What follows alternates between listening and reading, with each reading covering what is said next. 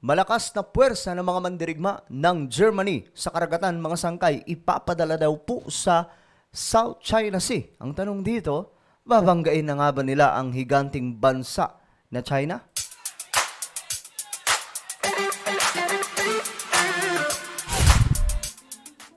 Hello guys, what's up? This is me. I'm back for another video, another topic mga sangkay. Global update po tayo ngayon dahil nga po itong Germany daw po ay magpapadala ng malakas na puwersa sa South China Sea. At mismong inamin po nila mga sangkay na nagre-ready na rin po sila sa isang malaking digmaan kasi mas mabilis daw po yung proseso ngayon o kumbaga mas mabilis ang escalation ngayon pagdating po sa paparating na digmaan kaysa sa inaakala po nila. Well, tingnan po natin ang balitang yan, but bago tayo magsimula, paki-subscribe po muna yung ating YouTube channel. Ayan mga sangkay, sa baba ng video na to makikita nyo po yung subscribe button. Pindutin nyo lamang po yan, tapos i-click nyo yung bell at i-click nyo po yung all. Sa mga nanonood sa Facebook, i-follow nyo po yung ating Facebook page, okay? Ito yung balita mga sangkay. 2 German warships magkakaroon daw po ng mission sa South China Sea. Walang iba ito mga sangkay, kundi ang kiniklaim ng China na teritoryo daw po nila, pero maraming nagkiklaim dyan. Mayroong Pilipinas, mayroong Vietnam, marami pa pong bansa na nakapaligid mga sangkay. Tingnan po natin ang balitang to. Landing, takeoff, securing.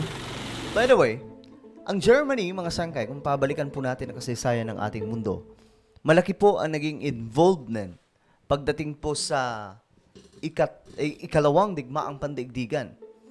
If we remember, mga sangkay, during the Nazis era, pinangunahan po ni Hitler ang isang malaking digmaang pandaigdigan. Sila po yung dahilan, mga sangkay, kung bakit nagkaroon ng ikalawang digmaang pandaigdigan. So ngayon, iba po ang situation. Ang Germany naman mga sangkay ay parang nasa side po sila ng mga, kumbaga sa isang movie o isang pelikula, nasa side po sila ng mga bida ngayon. Di tulad po noon na sila po yung kontrabida, no? At yung mga kumalaban sa Germany noon na siyang kakampi ng Amerika, Russia. Ngayon mga sangkay ay pangunahin na rin pong problema ng West na may potensyal na mag-umpisa ng ikatlong digmaang pandaigdigan. Ganon din po ang China during the World War II. Hindi pa ganyan ang China eh. Pero ngayon mga sangkay talagang naghahasik na po ng kung anumang kalokohan, no? At ready to fight na. Kasi nga daw, malakas na po silang bansa.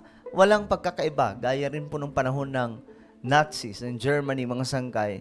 Yun din po yung kanilang iniisip, sila yung pinakamataas. Walang ibang pinakamataas kundi sila lang. Pero ngayon, mga sangkay, itong Germany, magpapadala daw po ng mga warship doon po sa South China Sea.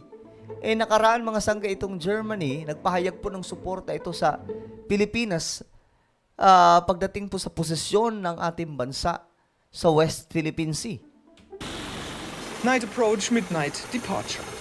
The crew of the German frigate Baden-Württemberg is practicing for real-life scenarios as they are preparing for an Indo-Pacific deployment.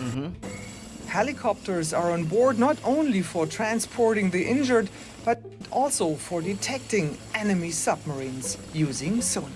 Grabe, no? High-tech din po sila, mga sangkay. Ito po yung warship nila na ipapadala o may mission po doon sa South China Sea. The advanced warship of the German Bundeswehr has been at sea for 5 weeks already when we join in Halifax, Canada.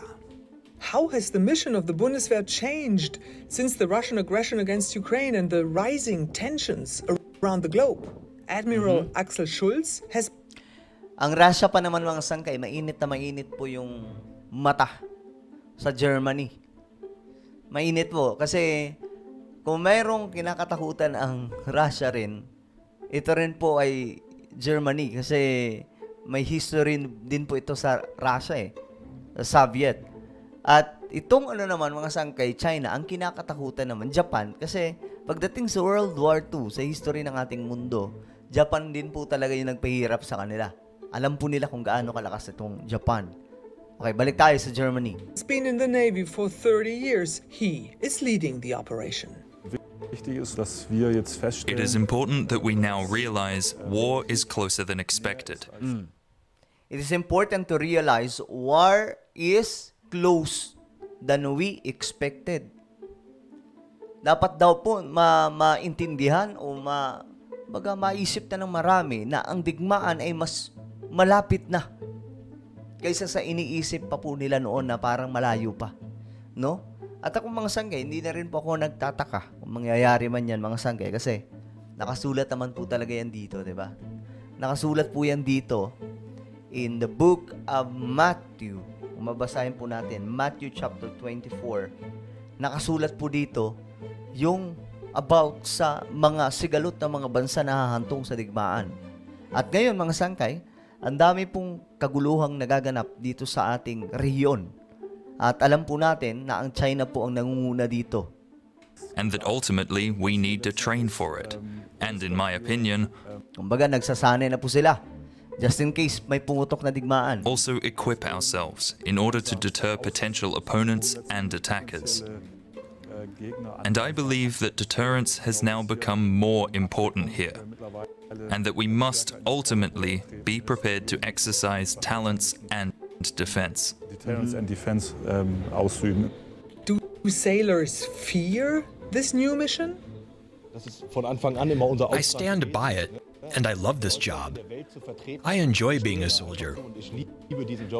The two naval vessels, Baden-Württemberg and Frankfurt am Main, are on a journey for a total of 7 months. Okay. So ito yung lalakbayin nila, oh.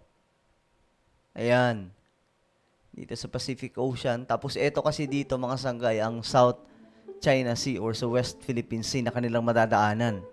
To be ready to face the challenges waiting in the South China Sea, the daily routine Diba?